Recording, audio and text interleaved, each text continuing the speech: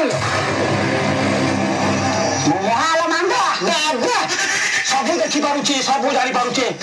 କଣ ଭାବୁଛ ମତେ 40 ଲକ୍ଷ ତୁ ଭୂତକୁ ଚଢେଇବା ଲୋକ ମୁଁ ଭୂତ ଆସୋସିଏସନର ସଭାପତି ବିଜ୍ଞାନ ଭୂତ ଅଛନ୍ତି